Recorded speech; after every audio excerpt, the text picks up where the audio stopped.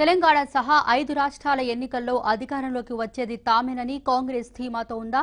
Mini సార్వత్రికంతో పాటు రాబోయే లోక్సభ ఎన్నికల్లో తామే గెలుస్తామని రాహుల్ నమ్మకంగా చెప్పడానికి కారణాలేంటి? हमारा जो गठबंधन है पहले टीआरएस को तेलंगाना में हराएगा, मध्य प्रदेश, छत्तीसगढ़, राजस्थान, मिजोरम में बीजेपी को हराएंगे और उसके बाद नरेंद्र मोदी जी आरएसएस और बीजेपी को नेशनल इलेक्शन में 2019 में हराने का काम करेंगे। తెలంగాణ అసెంబ్లీ ఎన్నికల ప్రచారంలో భాగంగా పరిగి బహిరంగ సభలో కాంగ్రెస్ అధ్యక్షుడు రాహుల్ చేసిన వ్యాఖ్యలివి. ముందు తెలంగాణలో కేసీఆర్ సర్కార్ను కూలుస్తాం, దీంతో పాటు ఛత్తీస్గఢ్, రాజస్థాన్, మధ్యప్రదేశ్ లో బీజేపీ ప్రభుత్వాల్ని చిత్తు చేస్తాం, తర్వాత 2019 సార్వత్రిక ఎన్నికల్లో నరేంద్ర మోదీ సర్కార్ను దించేస్తామంటూ రాహుల్ సవాల్ విసిరారు.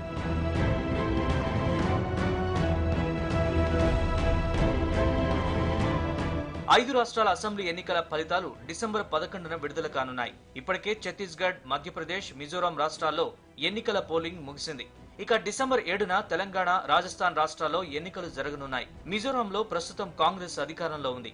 తెలంగాణలో టీఆర్ఎస్, మిగిలిన 3 బీజేపీ పాలిత రాష్ట్రాలు. అయితే తెలంగాణతో పాటు బీజేపీ పాలిత రాష్ట్రాల్ని తమ ఖాతాలో వేసుకుంటామని రాహుల్ ధీమా వ్యక్తం చేస్తున్నారు. అక్కడ ఎగిరేది తమ జెండానే అంటూ ఘంటాపథంగా చెబుతున్నారు.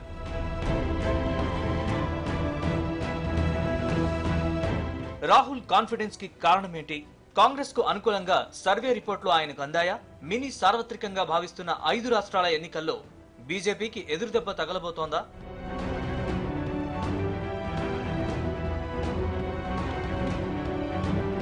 వాస్తవానికి ఎన్నికలు 5 రాష్ట్రాల్లో జరుగుతున్నా అందరి దృష్టి హిందీ బెల్ట్ రాష్ట్రాలపైనే ఉంది. మధ్యప్రదేశ్, ఛత్తీస్గఢ్, రాజస్థాన్ రాష్ట్రాలే ఇటు బీజేపీకి అటు కాంగ్రెస్ కు కీలకంగా మారాయి. ఈ 3 రాష్ట్రాల్లో కలిపి మొత్తం 65 ఎంపీ స్థానాలున్నాయి. అందుకే 2019లో కేంద్రంలో ఏ పార్టీ అధికారంలోకి రావాలన్నా ఈ 3 చోట్ల ప్రభుత్వాల్ని ఏర్పాటు చేయడం ఆవశ్యకం.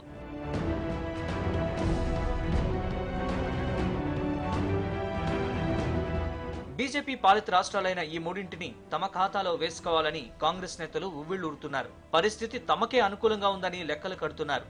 రాజస్థాన్ లో ముందు నుంచి కాంగ్రెస్ అనుకూల పవనాలే వీస్తున్నాయి. ముఖ్యమంత్రి వసుంధర రాజేపై ప్రజల్లో వ్యతిరేకత ఉన్నప్పటికీ ఎమ్మెల్యేల్లో ఆమెకున్న పట్టు, ఆర్ఎస్ఎస్ అండదండల కారణంగా బీజేపీ అధిష్టానం సీఎం అభ్యర్థిని మార్చే సాహసం చేయలేదు. అభ్యర్థుల జాబితాలోనూ రాజే మార్క్ స్పష్టంగా కనిపించింది.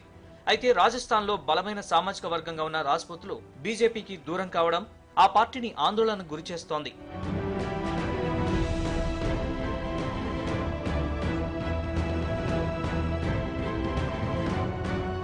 రాజ్పుత్ వర్గానికి చెందిన ఆనంద్ పాల్ సింగ్ ఎన్కౌంటర్, ఆ తర్వాత జస్వంత్ సింగ్ కుమారుడు మానవేంద్ర సింగ్ బీజేపీని వీడి కాంగ్రెస్ లో చేరడం వంటి పరిణామాలు రాజ్పుత్లను బీజేపీకి దూరం చేస్తాయన్న విశ్లేషణలు వినిపిస్తున్నాయి. దాంతో ఈసారి రాజస్థాన్ కోటలో పాగా వేసేది తామేనంటూ రాహుల్ ధీమాతో ఉన్నారు.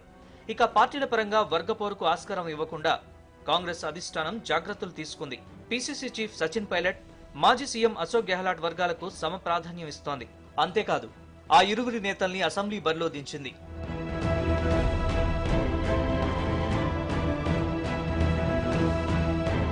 మధ్యప్రదేశ్ లోనూ కాంగ్రెస్ ఆశలు చిగురించినట్లు కనిపిస్తోంది. అక్కడ దాదాపు 75% వరకు పోలింగ్ జరిగింది. 15 ఏళ్లుగా శివరాజ్ సింగ్ చౌహాన్ నేతృత్వంలో బీజేపీ అధికారంలో ఉంది. దాంతో చెప్పుకోదగ్గ స్థాయిలోనే ప్రభుత్వ వ్యతిరేకత ఉంది. ఇదంతా ఓట్ల రూపంలో ఓటింగ్ యంత్రాల్లో నిక్షిప్తమైందని కాంగ్రెస్ నేతలు లెక్కలు కడుతున్నారు. మధ్యప్రదేశ్ లో ఓటింగ్ శాతం ఎక్కడ తగ్గుతుందోనని తొలుత భావించిన కాంగ్రెస్ నేతలు అక్కడ చెప్పుకోదగ్గ స్థాయిలోనే పోలింగ్ నమోదు కావడంతో ఊపిరి పీల్చుకున్నారు.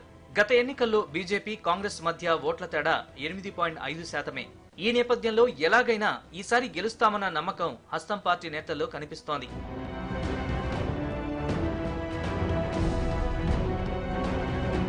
రెండు 2017లో జరిగిన మున్సిపల్ ఎన్నికలను బేరీజు వేస్తే కాంగ్రెస్, బీజేపీ మధ్య నువ్వా నేనా అన్నట్లుగా పోటీ నెలకొంది. బీజేపీ ఓట్ షేర్ 49% నుంచి 46%కి తగ్గింది. కాంగ్రెస్ ఓట్ షేర్ 5% పెరిగి 38 నుంచి 43కు పెంచుకుంది.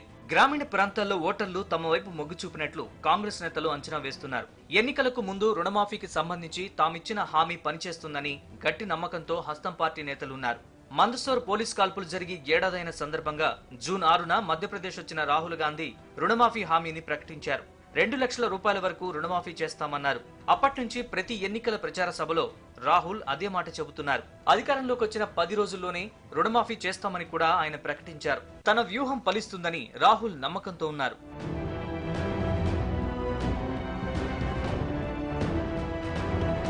మరోపక్క ఎస్సీ ఎస్టీ చట్టానికి చేసిన సవరణలతో బీజేపీకి దళితులతో పాటు అగ్రవర్ణాలు దూరమయ్యారని కాంగ్రెస్ నేతలు భావిస్తున్నారు.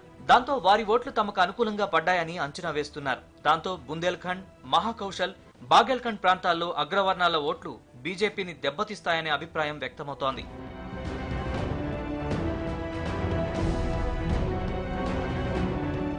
ఛత్తీస్గఢ్ లోనూ తమకు సానుకూల సంకేతాలున్నాయంటున్నారు కాంగ్రెస్ నేతలు. ఇక్కడ చివరి 2 అసెంబ్లీ ఎన్నికల్లో బీజేపీ, కాంగ్రెస్ల మధ్య 10 సీట్ల తేడా మాత్రమే ఉంది. 2013లో ఓట్ల తేడా కేవలం 0.7%. వరుసగా 3 సార్లు అధికారంలో ఉన్న బీజేపీపై వ్యతిరేకత ఉంది. నాయకత్వ లేమిని ఎదుర్కొంటున్న కాంగ్రెస్ పార్టీ ప్రచార బాధ్యతల్ని ఈసారి రాహులే స్వయంగా తలకెత్తుకున్నారు. ఇది తమకు కలిసొచ్చిందంటున్నారు పార్టీ నేతలు. మొత్తం మీద 3 రాష్ట్రాల్లోనూ తామే నెగ్గి తీరుతామన్న జోష్ రాహుల్ మాటల్లో స్పష్టంగా కనిపిస్తోంది.